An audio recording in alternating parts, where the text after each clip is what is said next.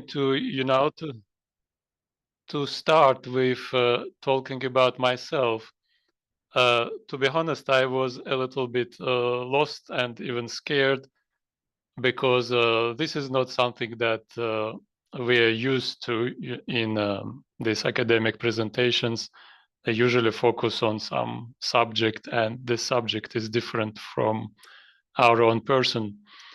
But then I thought it is actually a very interesting kind of to extend this introduction and introduce some elements of personal biography, which can actually provide a context maybe for the work itself. So I put something together, but I think it will be maybe shorter than half of the lecture, but then we will have a little bit more time to talk about the Shi'ism. So about myself, and I will basically talk about influences that brought me to Islamic studies. I was born in Azerbaijan, which is a small country in South Caucasus, and at the time it was a part of the Soviet Union. So the first person who influenced me in the direction of Islamic studies, but it was still very far from some kind of specific area of Islamic studies. The first person was my maternal grandfather. And to say why this influence played such an important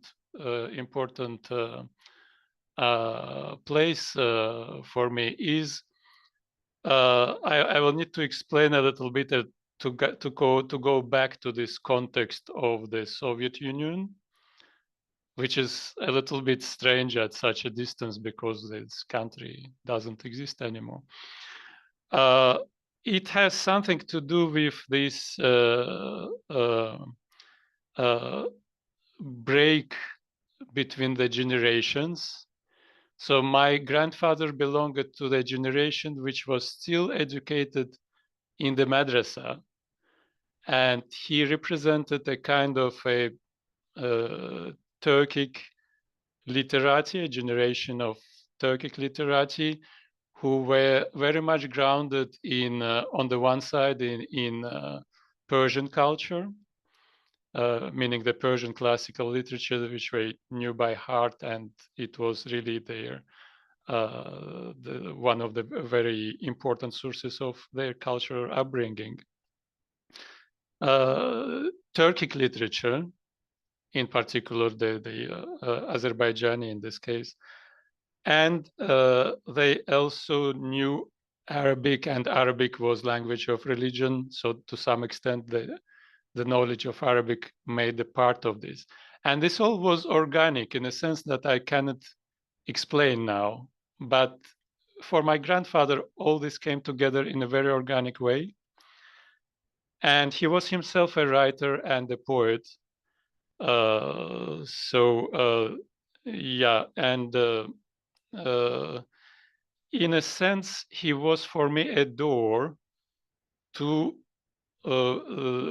go beyond this ideological discourse, which permitted everything in the Soviet Union, and to get access to something real beyond this, maybe to some kind of cultural identity which was lost for us, the new generation. And yeah, so we, as a new generation, we were cut from this, from what my grandfather represented, by yeah, before of everything, by Soviet educational system, and also for Turkic, and basically I think for all Muslim republics of the ex-Soviet Union, by the change of alphabet.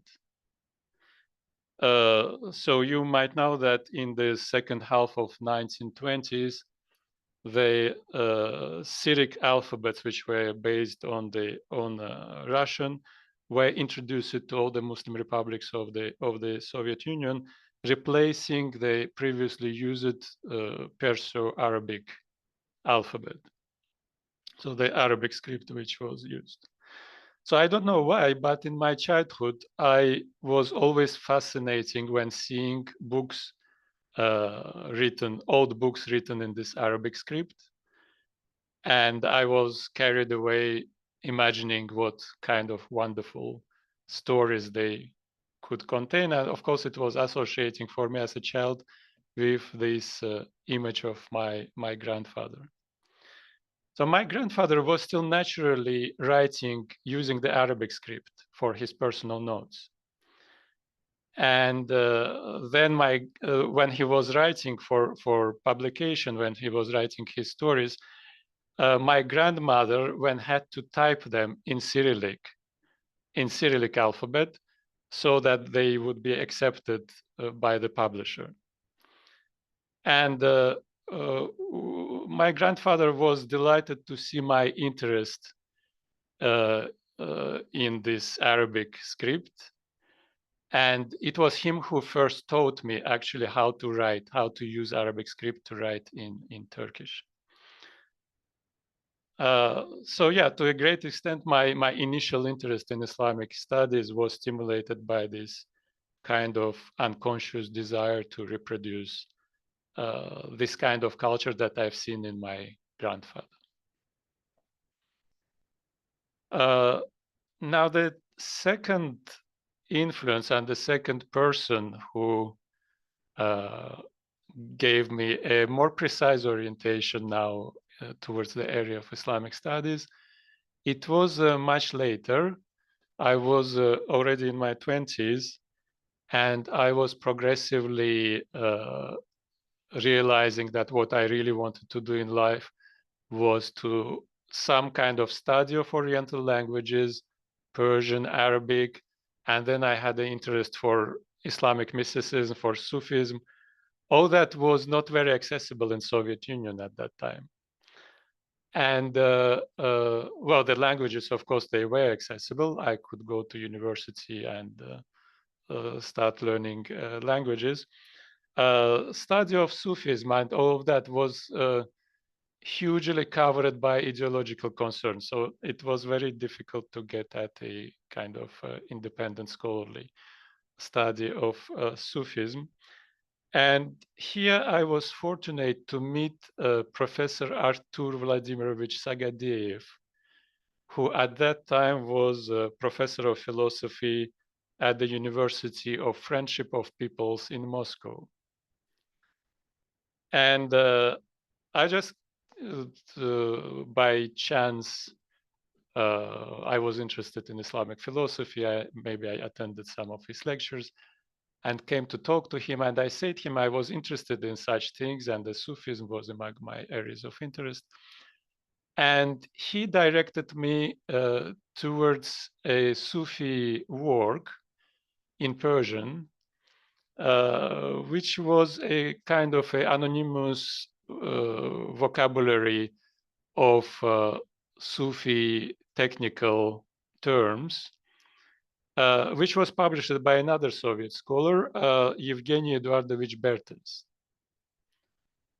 So Artur Vladimirovich Sagadeev is not very much known in outside Russia, but he was a very good Arabist, and he translated a number of philosophical works of Islamic philosophy into Russian.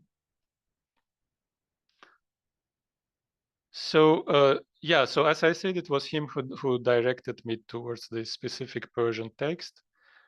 The Mirror of Lovers was the title, Mirate Ushak. And he just told me, well, you wanted to work with Persian text, you wanted to do some translations. So here is the text, here is a medieval text.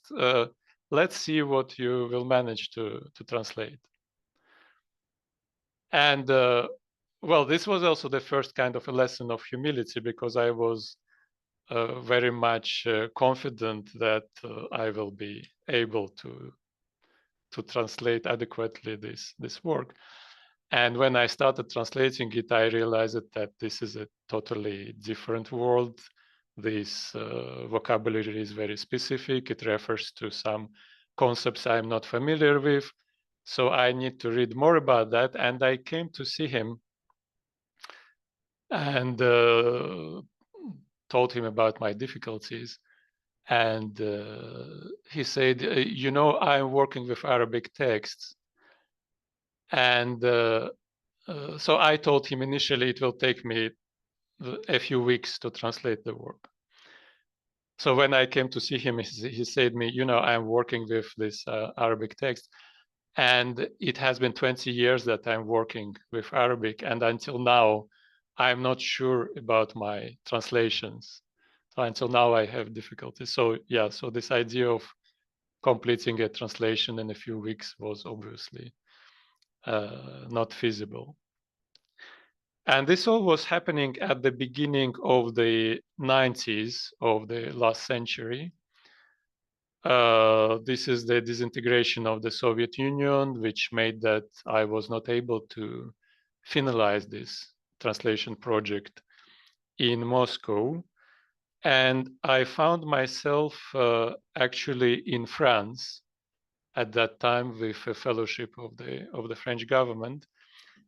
And coming to Paris with the same project of this translation of Mirat Uşak, I was fortunate to meet Professor Mohamed Ali Mir-Moezi at École Pratique des Hautes Études in Paris, which is part of the Sorbonne University, who helped me very much to continue my studies there in France. Actually, I did them under his supervision, starting from a kind of private diploma of École Pratique, which was still not an academic degree, actually.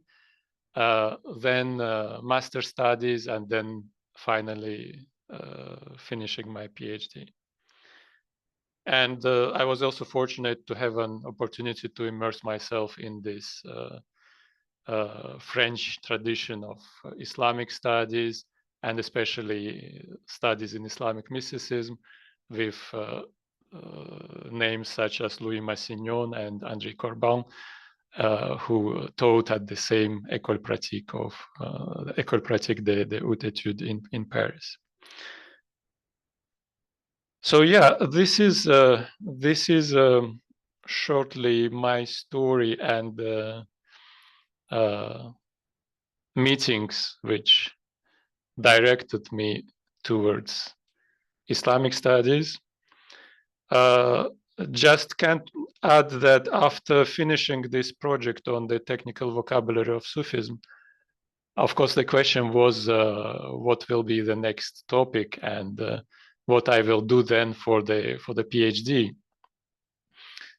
And I had no idea about that, except that I came to Paris carrying a small volume of poetry by Imad ad-Din Nasimi, which I appreciated very much. And then I came to see Professor Amir Moezi saying that, yeah, this is the poet I like. And I know he was somehow connected to a group named Hurufis, but I'm sure that this is a very known poet, and many studies have been done about him and his affiliations. And to my surprise, he said me, no, actually, we know very little about the Hurufiyya and about its founder. So if you're really interested, there is a wealth of manuscripts which are not yet explored. And this is how I found myself immersed in this Hurufi manuscripts and trying to make some sense of them, which finished with my PhD dissertation. So yeah, this is probably what I can say as being an introduction on my personal trajectory. Thank you very much, Orkhan. I managed not to press the recording when we started, but luckily I only cut my introduction off. But I won't repeat here because there are more people who joined us. Then it's also, this talk is also celebrating our collaboration with Orkhan, who runs a fantastic lecture series at the Institute of Ismaili Studies. So of which the recordings, the link we put into the chat, and actually he only sent it to me, so I will put it into the chat now. And there is also the link for the recordings of our recording of our majlises. Still, just a second. Okay, I hope I managed to share it now. Yes. So this is done. Orkhan, are there any lessons you could tell us about your own trajectory to younger scholars or just to peers? Because, well, it's also not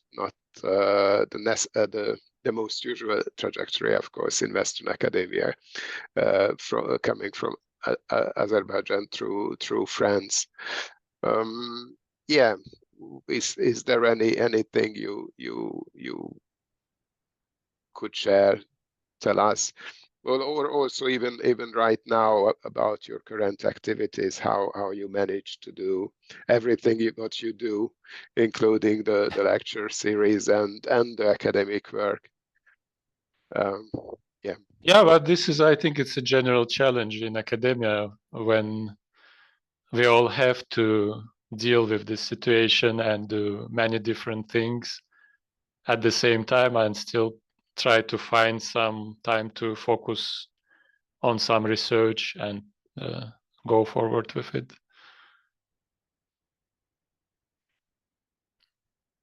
Okay, yeah, thank you. So let's go then to your extremely challenging lecture title then.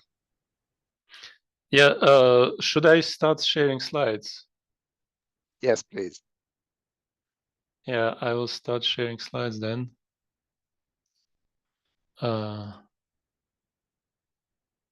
Yeah, I hope they're visible. Yes? Yes. Okay. So, yeah,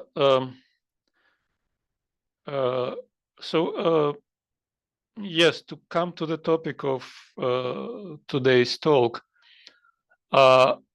unlike many previous speakers in this series, I will not present today results of some completed research, but it's rather to throw up some ideas and maybe to engage a discussion about this question.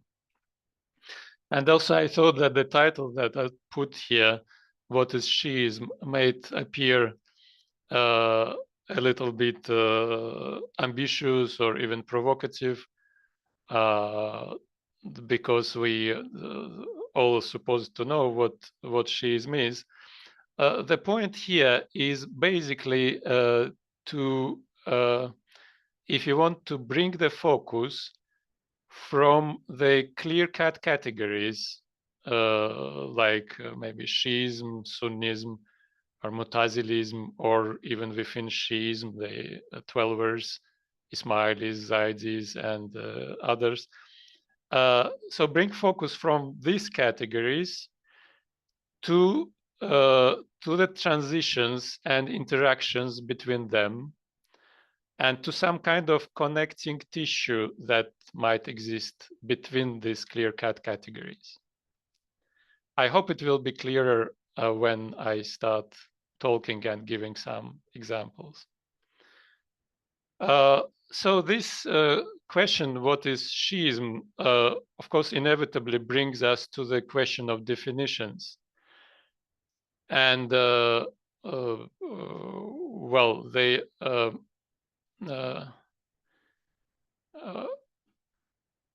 idea of Shi'ism, actually the idea of Islamic studies is probably something that needs some definition in itself, because we have Islamic studies, but we have all other kinds of studies within this umbrella, or maybe opposite to it, like the Mu'tazili studies, Sufi studies, and so on. But let's focus on the example of Shi'ism. When we say Shi'i studies, it sounds intuitively clear, and also we can admit that there is some reason why it is clear. It's because Shi'ism is, after all, one of the oldest currents of Islam. It does have its distinctive features, and therefore constitutes a legitimate object of study. For example, if we have a work on figures such as Ibn Babuyeh, al-Sheikh al-Saduq, or Sheikh al-Mufid, we can most probably describe this as fitting into the scope of the Shi'i studies. But then if we look closer at it, it becomes more difficult maybe to clearly delineate what Shi'i studies exactly cover. Should we define Shi'ism with regard to its political claims, for example? Or maybe it is the idea of divine friendship, of Valaya, special alliance with God, which is reserved to a specific bloodline. Can Shi'ism be defined through specific rituals? Or maybe it is the special status of the imams in continuation after Ali ibn Abi Talib. Is it a stress on the esoteric dimension? Or maybe the contrary, it is the exoteric and theological jurisprudential trend with marginal esoteric features. So there is a whole number of questions that come up, and it's very difficult to say that this is, or combination of these features, this is what defines Shi'ism. But then, all right, let's just back off all these complicated questions and say, okay, we don't go into all these details, but let's make it simple. We have people who call themselves Shi'is, and so let's limit our definition of Shi'ism to the Shi'i denominations. People who say that they, for example, they belong to the Twelver branch of the Shi'ism, people who belong to the Ismaili branch of the Shi'ism, or the Zaydi. So these are clear denominations, and we can say that this is the Shi'ism. This is a valid point, but again, I mean, this has its advantages, but it is a little bit complicated by the fact that on the one side, in a scholarly context, when we hear the expression Shi'i studies, it often refers to Twelver Shi'ism specifically. So anything that is not Twelver Shi'ism will be specifically emphasized. This is why we have expressions like Ismaili studies or Zaydi studies. And this is very similar to the expression Islamic studies, which is more general. And it's instead of encompassing all fields of study within and related to the world of Islam, the expression Islamic studies in its actual use in scholarship often refers to the study of what is mainstream Islam, often Sunni Islam, and we have specific expressions for other fields of study, like Shi'i studies or Sufi studies or Ibadi studies, which suggest that they are not Islamic studies then, that they are apart from Islamic studies. However, also this expression can be understood as encompassing all those fields. The other point is that this denominational definition of Shi'ism is also a little bit restrictive. Indeed, it raises the question of what should be done with the trends which share central doctrinal positions of Shi'ism, but do not belong to any conventional Shi'i branch.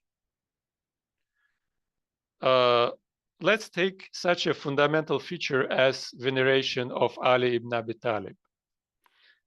Let me remind that the name Shi'ism comes from the Arabic expression Shi'at Ali, meaning the party of Ali or the followers of Ali, supporters of Ali.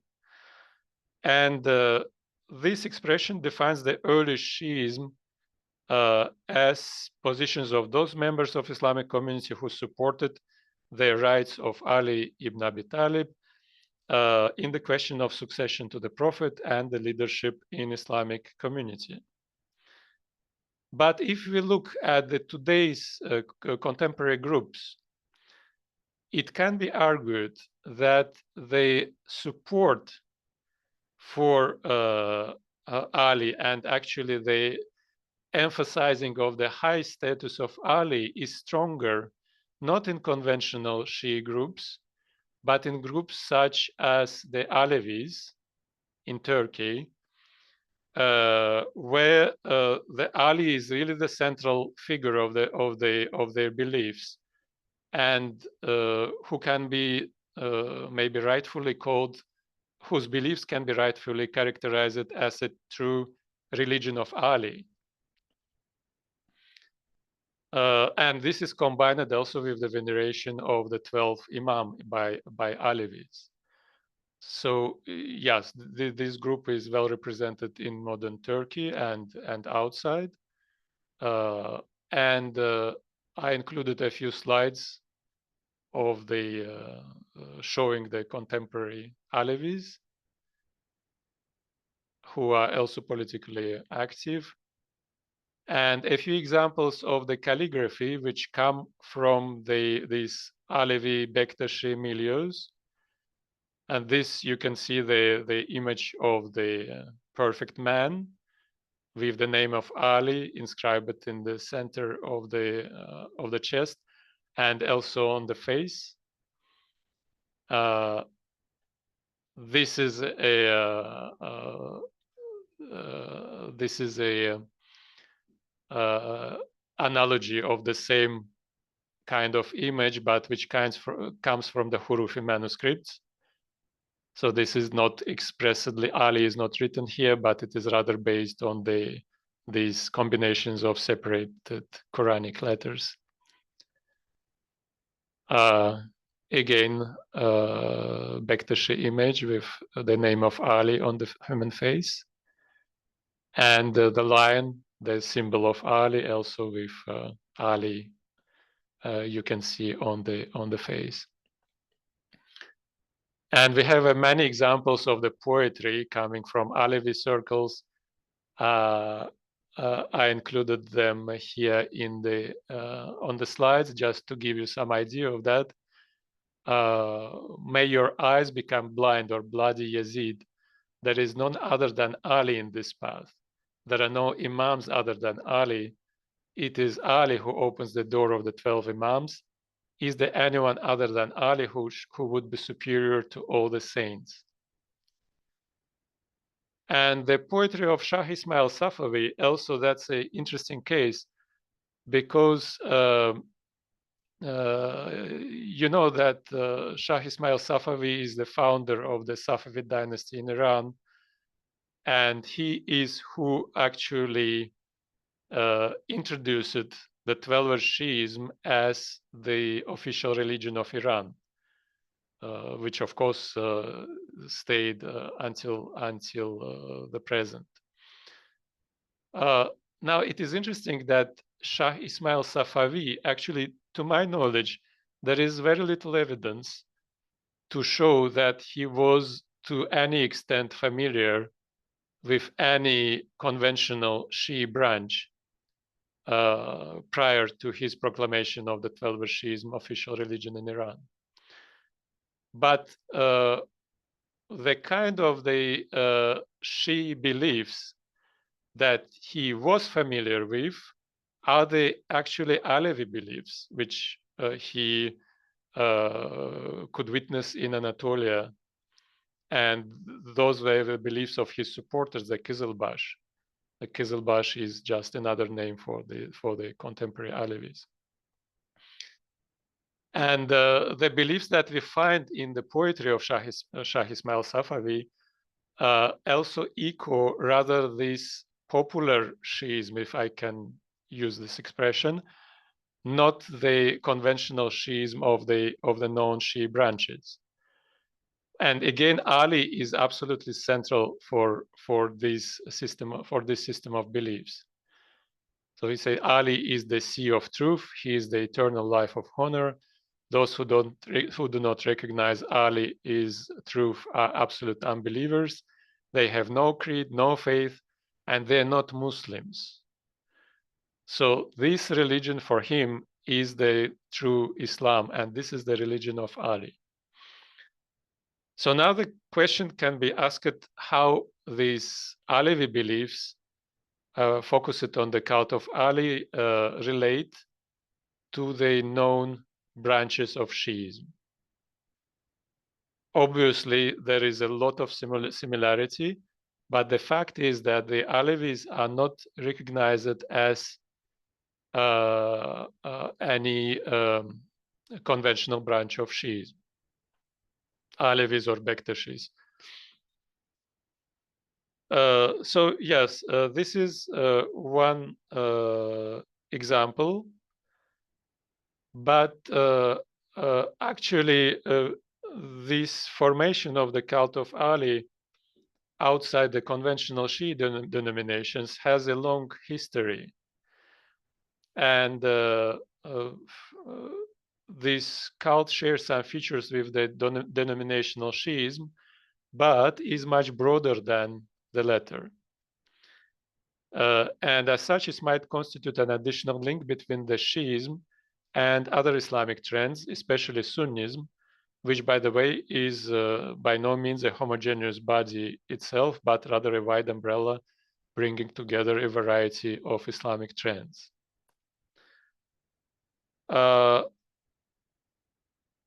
Such a vision of the cult of Ali as a space where Shi'ism and Sunnism blend together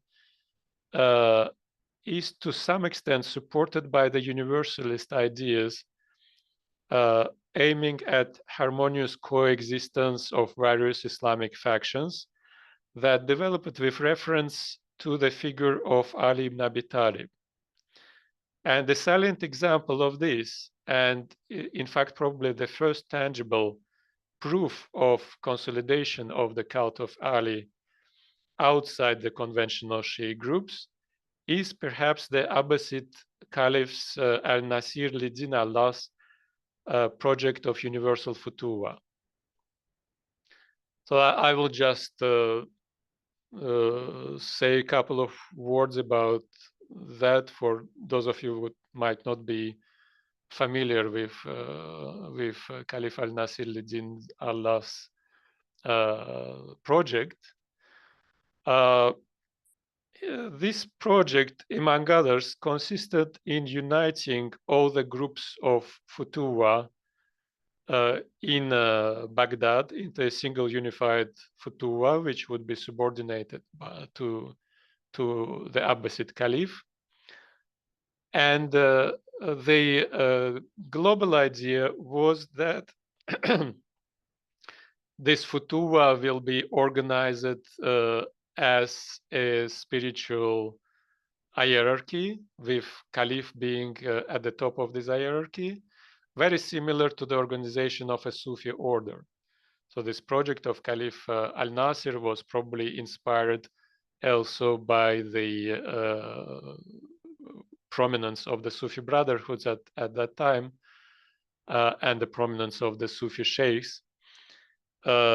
So to some extent, arguably, he was exploiting the Sufi idea of spiritual authority and trying to connect it with the idea of caliphal authority, which needed to be strengthened at that time to somehow enhance his own authority as the Abbasid Caliph.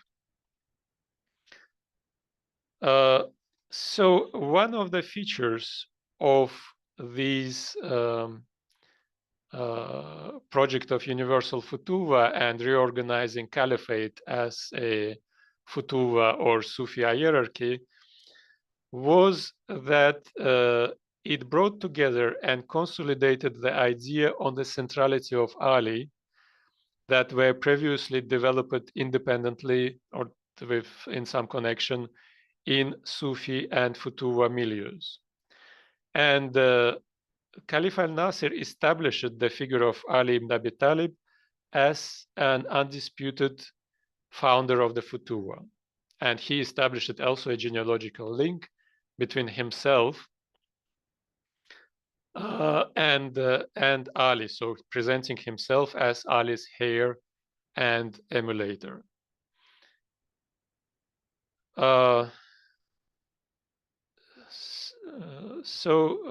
Yeah, while the efficiency of the project itself can be questioned, it arguably marks really a turning point when the figure of Ali as the archetype of both initiatory knowledge and military valor becomes the source of legitimization of political power in the larger Islamic world, way beyond the Shi'i communities.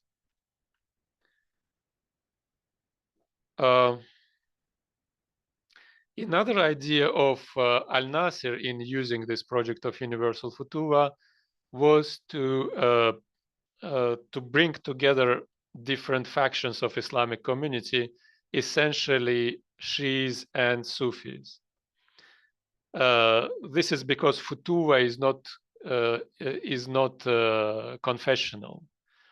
So Shi'is and Sufis and Sunnis all can be part of the futuwa without any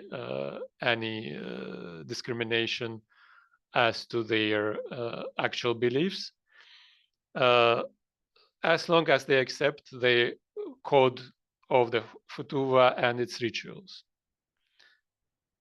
So yes, establishing himself as a descendant of Ali and the head of the Ahl al-Bayt, the head of the universal futuwa, transcending these conventional divisions, and also as a Sufi sheikh, the Caliph sought to have his authority recognized by all important groups of society. And it is possible that this initiative foreshadowed the rapprochement between Shi'ism and Sunnism and the emergence of the figure of Ali as the source of universally acceptable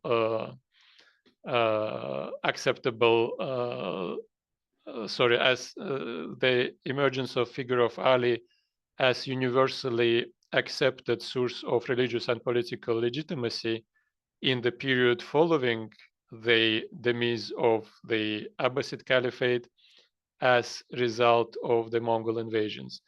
So it is likely that Caliph al-Nasir's initiative very much contributed to this rapprochement between Shi'ism and Sufism in the period following the Mongol invasions. One of the confirmations of this idea, and the confirmations that in fact in the period following the Mongol invasions, figure of Ali emerged as one of the major sources of political legitimization, is the quite astonishing inscription that we find on the tomb of Timur or Tamerlane, the famous Turco-Mongol invader. This inscription basically seeks to establish a link between Timur, who, of course, didn't have any connection with prophetic family. He was a descendant rather in the Chinggisid line, in the line of Chinggis Khan. So establish a link between Tamerlane and Ali to give him some kind of Islamic legitimacy. So the inscription on the tomb says, "And no father was known to this glorious ancestor, but his mother was Alankua. It is said that her character was righteous and chaste, and that she was not an adulteress. She conceived her son through a light which came into her from the upper part of a door, and it assumed for her the likeness of a perfect man. And the light said that it was one of the sons of the commander of the faithful, Ali, son of Abu Talib." So here is the attempt to present Timur as a kind of, even if it is a link through a legendary ancestry, it is still a link with Ali. So this Alan Kua, I included here the genealogy, but I don't know if I can use the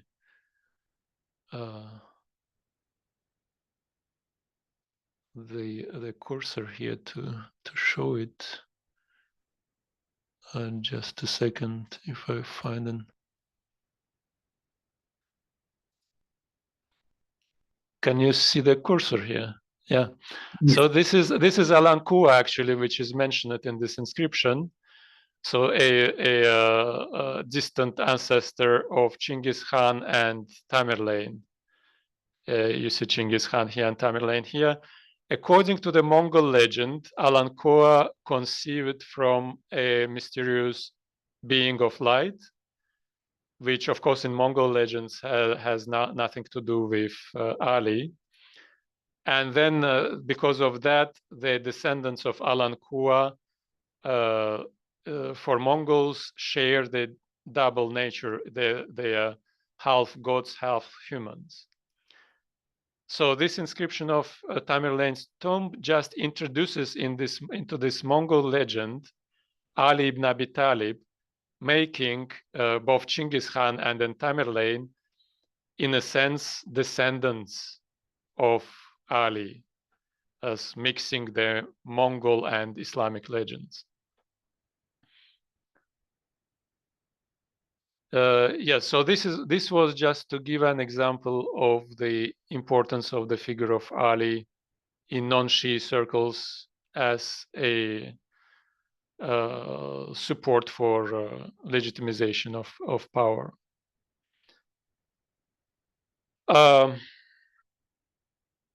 Yes, I'm already talking for like 45 minutes, Ishton, right? How much time is still? Some 10, 15 minutes more? Yes, please. It's very interesting. Go on. Yes, I wouldn't make it too long because it'll be too much material. So I will probably just go shortly over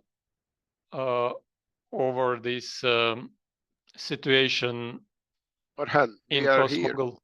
Yeah? We are here to listen to you. So yes, go ahead. Don't worry. Yes. Thank you, Istvan. Yeah.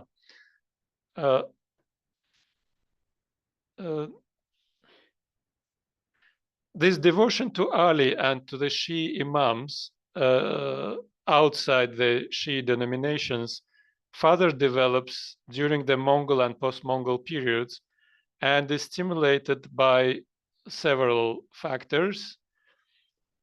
And I will go through this maybe very briefly. First, there is a need for legitimization for Turkic dynasties, which become predominant in the eastern part of the Islamic world at that time. And we've seen on the example of Timur that Ali can play an important role in that.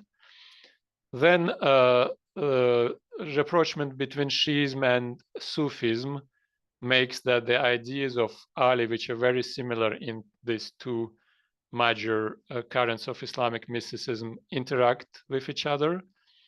And Sufism establishes a kind of maybe intermediary between Shi'ism and Sunnism. So we have an emergence of the Sufi brotherhoods expressing a devotion to Ali and to the 12 Imams, such as Kubrawiya and Nimatullahiyya. And some of the Sufi brotherhoods later become Shi'i Sufi brotherhoods, which is an interesting hybrid also. And more generally, this rapprochement between Shi'ism and Sunnism in the post-Mongol period is actually very well acknowledged in the modern scholarship, but there is no proper and conventional name for it, as to my knowledge. So different scholars use different expressions, such as Alid loyalism, for example, or Twelver Sunnism, or confessional ambiguity, or Shi'i Sunnism, or Imamophilism. And also cult of Ali develops very much in the area of occult sciences. So alchemy and astrology and so on. Science of letters, of course, and this initiatic knowledge, which was at the basis of Islamic occult sciences, is often connected with this knowledge which was given to the prophetic family, and especially to Ali and his descendants.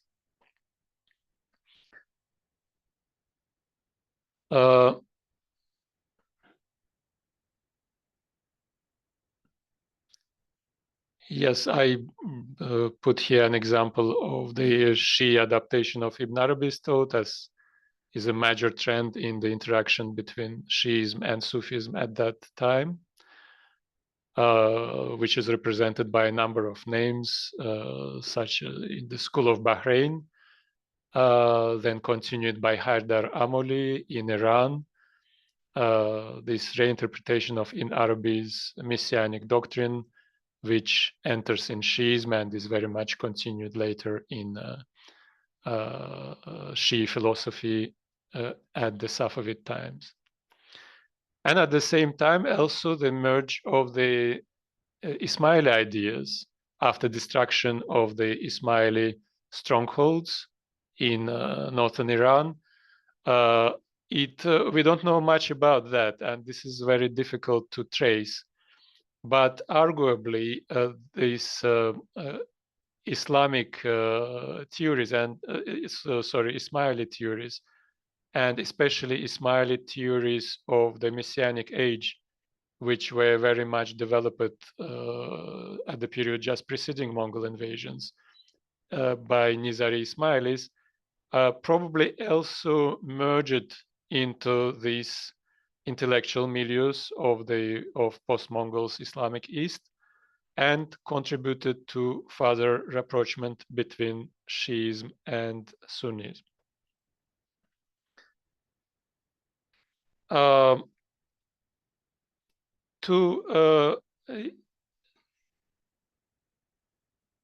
Yes, we still have a little bit of time to mention situation in the Maghreb. Because previously I mostly talked about Islamic East, but the situation in Maghreb also provides many examples of promotion of the ideas which are very close to what we would usually associate with Shi'ism beyond proper Shi'i denominations. So in Maghreb, these Shi'i and quasi-Shi'i ideas are introduced by two different lines. So it is the Hassanid and Husainid lines of descendants of Ali are represented in Maghreb. So Idrisid state is connected to the Hassanid line. So the founder of the Idrisid dynasty, Idris ibn Abdullah, who died in 791, was a descendant of Ali ibn Abi Talib and Fatima bint Muhammad through their son Al-Hassan. And he was also the brother of Muhammad al-Nafs al-Zakiyah, who headed a famous rebellion against the Abbasid power. Idris ibn Abdullah most probably shared with his brother the surname Al-Fatimi, the Fatimid. And significantly, his son and successor Idris II founded a city named Al-Aliyah, the city of Ali, near the city of Fez.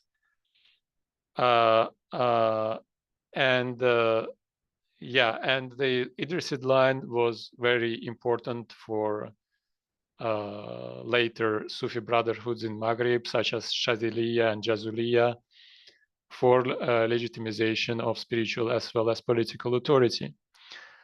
Then, of course, we have the Husseinid line represented by Ismailis in Maghreb, and especially by Fatimid Caliphate, who is this time a properly Shi'i Caliphate.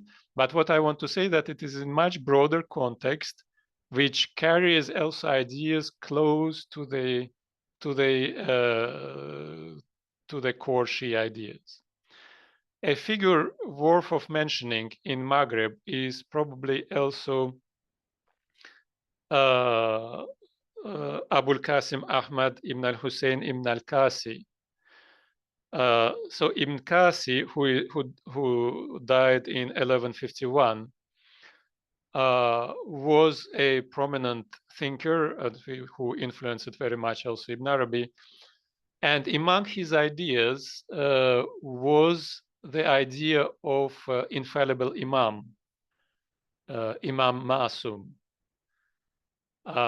which, of course, we usually would associate with Shi'ism.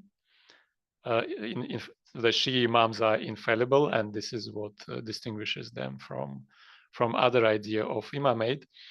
They're infallible because they have this direct access to the source of divine knowledge. But in the case of Ibn Kasi, this infallibility is not linked to the bloodline of Ali,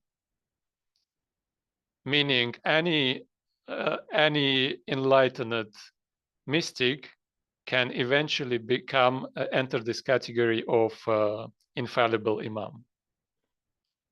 So again, an example of the idea which is very close to Shi'ism, but which is in a sense an extension of the Shia ideas to a broader context. To conclude, let me give a few examples of the expansion of the key Shi'i concepts by the mystical and messianic movements of post-Mongol Iran. The first example is connected to the Nurbakhshiya. Nurbakhshiya is a movement which was founded by Muhammad Nurbakhsh, who died in 1464. And he was connected to two traditions, to the Kubrawi Sufi tradition on one part, and to the 12er Shi'i tradition on the other hand. So Muhammad Nurbakhsh came up with the idea of buruz, which in his doctrine means the manifestation of the souls of the 12th Imam, of the hidden Imam of the 12er Shia. So this, of course, connects to the Shi'i messianic expectations, 12er messianic expectations, according to which the 12th Imam is presently in occultation and will come back and will be manifested at the end of time to introduce the just rule. But for Muhammad Nurbakhsh, this buruz, the manifestation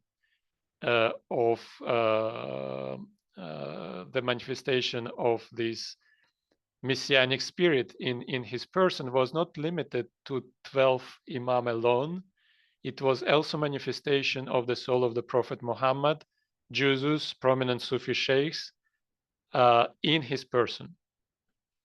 So there is an idea of universalization. We can probably see it as an extension of the 12er Shi'i belief to a broader register to kind of satisfy the expectations of different groups of Islamic society. A second example of this extension is the extension of the idea of imamate by the Hurufis. Hurufis are another mystical and messianic trend of post-Mongol period, similar to Nurbakhshiya to some extent, but who appeared earlier at the end of the 14th century, the second half of the 14th century. So Fazlallah Astarabadi, the founder of Hurufiyya, introduced the concept of Ummiyun, which in this case can be translated as maternal prophets and saints. And these Ummiyun were responsible for the ontological hermeneutics of Ta'wil, which is normally the function of the Shi'i imams. And he included the conventional Shi'i imams, or at least he suggested that conventional Shi'i imams are included into the category of the Ummiyun. So the imams are part of the Ummiyun, but Ummiyun are broader than imams. Also playing on the etymological meanings and on the fact that both words, and ummi and imam, are derived from the same Arabic root, hamza mm, so that they suggesting that imams are part of the ummiyun. I understand that it is too short maybe to meaningfully understand this, so I included this slide maybe to give you a better idea of what ummiyun are for Hurufis. So for them, there are some there is a cycle of the divine word, which consists of two stages: the descent of the divine word from God to the created universe, which is the phase of the Tanzil, and which is governed by prophets, the Anbiya, from Adam to Jesus. And with so this they just bring the divine word in prophetic books to the mankind. And once this descent is completed, so the divine word is brought down through the prophetic books to the mankind, there is a second stage, which is the return of the divine word from its manifestations in the created world to the original condition of the divine word within the Godhead. So this stage of the return is operated by these maternal prophets and saints, starting with Jesus, as I mentioned, continued with Muhammad, who for the Hurufis is the second Ummi prophet, and completed by the maternal Ummi saints, apparently including the Shi'i imams.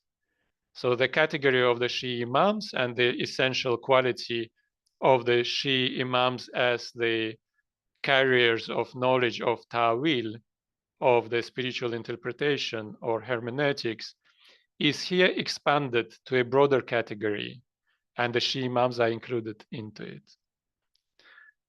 So I will probably stop here, as nearly 1 hour of talk. I think it's more than enough, and so the audience is probably exhausted by this amount of information. But again, this was to bring this idea to discussion. And the idea is that from this point of view, if we are talking about Shi'ism as a category, it is much broader than Shi'i denominations. And this also dramatically increases the scope of interactions and mutual influences between the Shi'ism and and the rest of the Islamic world and other groups, raising the question of whether we can meaningfully talk of any boundaries. So I will stop here, and please, I pass it over to you, Istvan. Thank you very much indeed, Orkhan.